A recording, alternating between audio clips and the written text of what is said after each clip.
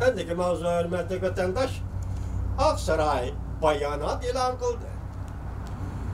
Cungu söhbet vekiller ümiginin Amerika'ya gelip söhbet ötküzüşünü karşı alımız dedi. Mavzuda haber 2. ayının 18. günü Amerika avazdan Xitay'da bir gramımız ilan kıldı. Haber bundak başlandı.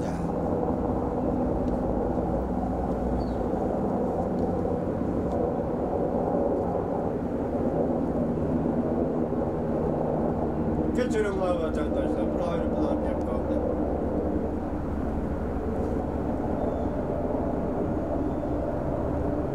Haber bundan başlandı. Amerika Koşmuş Ştatları Saudi vekili Leitzer. Amerika Saudi Sohbet vekilleri yetekçiler kadar. 2. ayının 21. günüden 22. günü Washington'da.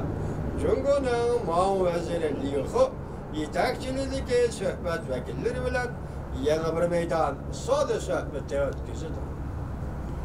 Aksaray 18. günü bayanat ilan kılıp mındak görsetti. Prezident Trump, Amerika Cumhurbaşkanı sohbet vekiller ümiginin Washington'a gelip 2. ayının 19. günüden başlap Cumhurbaşkanı iki devlet sohbetiga münasebetlik sohbet ötküzüşüne arışalıdır. Aksaray bayanatını yanımında görsetti. Bu katınkı sohbet Prezident Trump bilen Reis Xi Jinping ötken yılı o 2. ayının 1. günü Buenos Aires'ta Argentina'nın payitahtı imzalanan kelişimden bir kısmı. İki devlet 90 gün içinde sohbet ötküzüdür. Asaslık nokta şu ki Amerika Saudisiga tesir görüstüdüğün kurulma karakterli ıslahat elip veriş şart. Dikkat edenler. Bana tekrarlaymam, maksatlık tekrarlaşamaz. Bu Amerika Koşmuş Ştatları'yla Cumhurbaşkanı Halk Cumhuriyeti oturusundaki Saudi sohbeti de oturuğa çıkıvatkan negizlik ve yadroluk mesele. Ne deydi?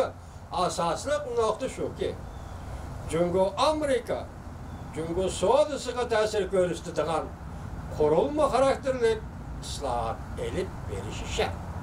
Biz kurulma karakterli ıslahatı sizlerge düşendiğine vatandaş. Amerika iki devlet rehberleri ötke ile asıl kılgan Saudi uruşuna vakıtlık tostuş gelişimi imzalanğandan keyin 25%'den baş koyuş meselesini 3. ayının 1. günüge sürüp bekitkeni. Eğer Amerika Cumhurbaşkanı kelişim hasıl kılalmasa, Amerika 3. ayının 2. günüden başlap baş eliş planını yolga koyuyor. Biroq Prezident Trump bundan sal burun mundaq ko'rsatgan. Agar ikki taraf kelishim imzolashga yaqinlashib keladigan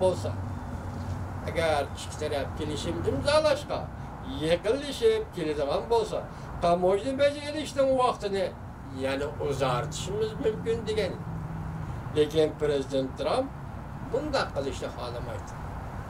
Demek 90 günlük mühletni uzartışını Amerika Koşmuş Ştatları'nın Prezidenti Trump uzartışını xalamaydı.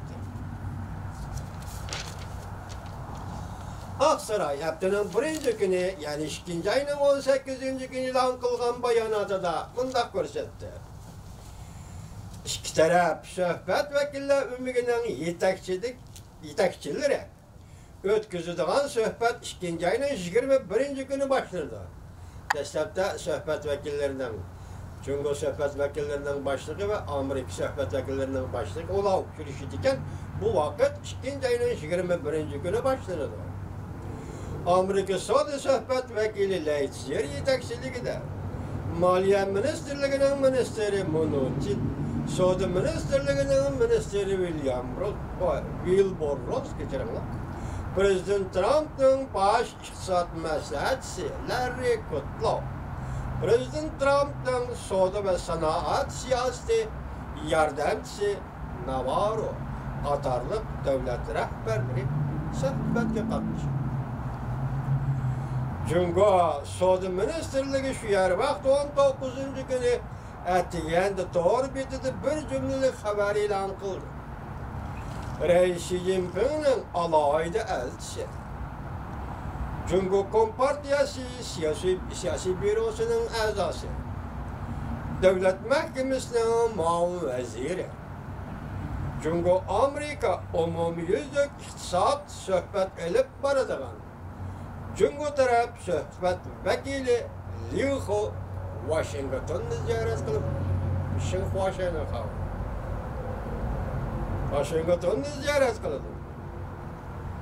2. ayının 21. günden 22. günü geçen Amerika taraf sözü söhbet vekili Leitsi ve Maliye Minister Mnuchin bilen 7. katımla Amerika Cumhuriyeti yukarı derecelikle sözü söhbeti ötküzüdü. Haberde mındak görüştüldü. Dikkat kılınan bir taraf şu ki, Liu He'nin bu kadem Amerika'ya berip, söhbetke katnışıda yana bir amelge igi boldu ya ki amel verildi. O bolsa mı? Yani Cumhuriyet'in reis Xi Jinping'in alaylı vekili. Demek söhbetki Xi Jinping orada katnışıdı Liu He. İmza çekildiğin iş bolsa reis Xi Jinping'e vekili bolup imza çekildi Liu He.